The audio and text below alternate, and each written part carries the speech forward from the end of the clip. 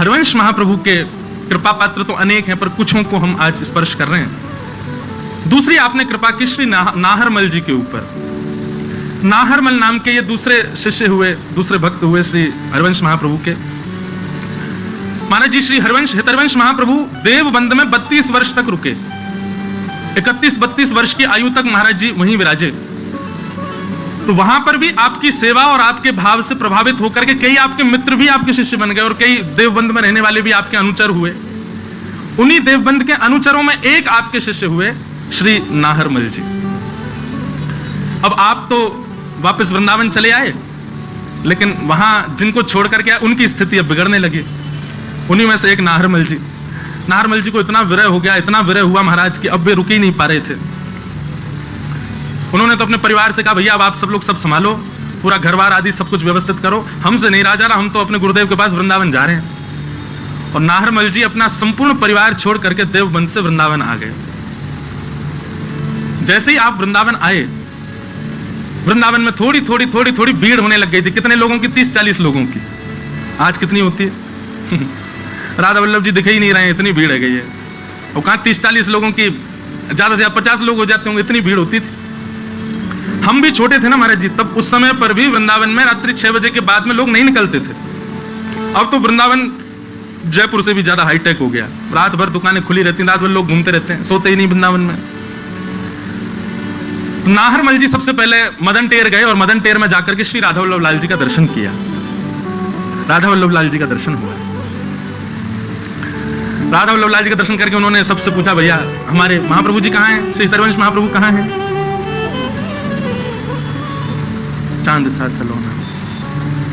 तो हमारे हितरवंश महाप्रभु कहाँ हैं? उनके दर्शन करने हैं। सेवकों ने कहा, बोले वो तो सेवा में हैं, किशोरी जी की, श्री जी की सेवा में गए हुए हैं। बोले कहाँ हैं सेवा में? बोले यहीं वन में ही गए हैं आगे की ओर। और ढूंढते जा रहे थे नाहरमल जी। तभी आपने क्या देखा? श्री हितरवंश महाप्रभु, हित हरिवंश महाप्रभु अपने कंधा पे एक झोला लटकाए हैं और छोटी छोटी लकड़ियां बीन करके जंगल में से उस झोला में डालते जा रहे हैं। गोबर के उपला मिल जाए तो उनको उठा लेते हैं, कंडाओं को डाल लेते हैं। आहा, हितरवंश महाप्रभु जो साक्षात ऐसे लगते हैं दूर से देखने में मानो युगल सरकार को ही प्रतिबिंब स्वरूप हो। ऐसे कोमल आपके चरण, ऐसे कोमल आपको मुखमंडल, ऐसे कोमल महाराज। और जिनके अनेक शिष्य हैं, अनेक सहचरियां, अनेक दास दासियां हैं, पर स्वयं गए हैं, अपने हाथन से ये सब सेवा के भाव कर रहे हैं। अपने आप लकड़ी उठा रहे हैं, अपने आप गोबर के उपला इकट्ठे कर रहे हैं, बरबर के झोली में डालते जा रहे हैं। ये दृश्य देख करके नाहरमल जी बोले जय जय। और जैसे शब्द सुना, महाप्रभु जी ने देखा, आहा, अरे ये तो हमारे देवबंद से आए हो नाहरमल, रुक जा, अभी सेवा में हूं, सेवा से निवृत्त होकर चर्चा करूंगा। और उठाने लगे, सामग्री उठा के धर रहे हैं, कहीं से पुष्प मिल जाए तो उनको जो भी योग्य वस्तु सेवा की देखे सब ग्रहण सेवा में ले रहे हैं। अपने निज कर से सब सेवा कर रहे हैं। सेवा करके जैसे जान लगा, और भैया सब ठीक, आनंद कब आए? प्रणाम किया। बोले भगवान, मन में एक शंका उत्पन्न हो रही है। क्या? आप आचार्य हैं, आप श्री हितरवंश महाप्रभु हैं, जिन्होंने वृंदावन में लाकर के निधि विराजमान की, श्री राधा वल्लभ जी को विराजमान किया। आपके अनेक अनुचर हैं, अनेक दास दासियां हैं। ये सब लकड़ी उठाना, उपले उठाना, ये सब क्रिया करना, ये आपका कार्य है, ये शोभा नहीं देता। आप जैसे आचार्य ऐसे बाहर निकल करके ये सब क्रिया करें छोटी मोटी, ये उचित नहीं लगती भगवान। आप दास दासियों को आज्ञा, और नहीं तो सुनिए, अब मैं आ गया हूं वृंदावन, अब मुझे आज्ञा करिए, मैं 2-4 भक्तों की टोली, मैं ये क्रिया किया करूंगा, ये लकड़ी उठाना, ये सब आपको शोभा नहीं देता। उसकी ये बात सुनकर के महाप्रभु जी क्रोध में भर गए। और क्रोध में भर के बोले, श्री जी की सेवा को तू उचित और अनुचित मानता है? मतलब जो निज सेवा करता है, जो श्रृंगार करता है, जो आरती करता है, जो भोग धराता है, वही श्रेष्ठ है। श्री जी की सेवा में आने वाले पुष्प, जिनको श्री जी 24 घंटा गले में धारण करके रखती हैं, श्री जी के अंग पर विराजमान होने वाले वस्त्र, जिनको श्री जी रात्रि में भी शयन के समय पहन के रखते हैं, उनका निर्माण करने वाले भक्त, उनकी सेवा कुछ नहीं? अरे हमको तो अनुभव केवल थोड़ी देर का होता, आरती करने भीतर कुंज में जाते हैं, फिर आ जाते हैं बाहर। लेकिन ऐसी सेवा जो नित्य श्री जी के अंग से स्पर्श करके रहती हैं, उन सेवाओं को तुम सेवा नहीं समझते? ये लकड़ियां बीन करके हम ले जाएंगे, इनकी अग्नि प्रज्वलित होगी, प्रसाद होगा, श्री जी अपनी क्षुधा निवृत्त करेंगे, अधरामृत हम में बांटेंगी, इतने वैष्णवों को प्रसाद मिलेगा, ये सेवा तेरे लिए तुच्छ है?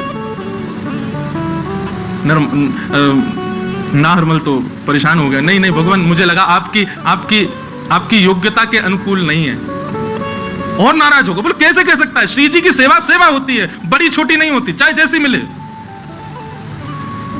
और सुन, तेने श्री जी की सेवा में ये दोष बुद्धि रखी है, अपना मुख मत दिखाना मुझको, और कहीं तू अगर मुझे दिख गया, तेरे हृदय की भक्ति नष्ट हो जाएगी, दूर हो जाओ मेरे से, आना ही नहीं मेरे सामने। और महाप्रभु जी थोड़े नाराज होकर के वहां से चले गए। बंधु, मुझसे तो बहुत बड़ा अपराध हो गया, ये तो बहुत बड़ी पीड़ा का विषय हो गया, अब मैं कहां जाऊं, क्या करूं? इससे अच्छा तो मैं प्राण क्यों ना त्याग दूं। महाप्रभु जी ने मेरा त्याग कर दिया। और बेचारे नारमल तो अपना पूरा परिवार छोड़ करके आए थे, सब छोड़ के आए थे उनकी शरण में रहने के लिए, परंतु एक सूक्ष्म अपराध बन गया जिसके कारण महाप्रभु जी ने त्याग कर दिया।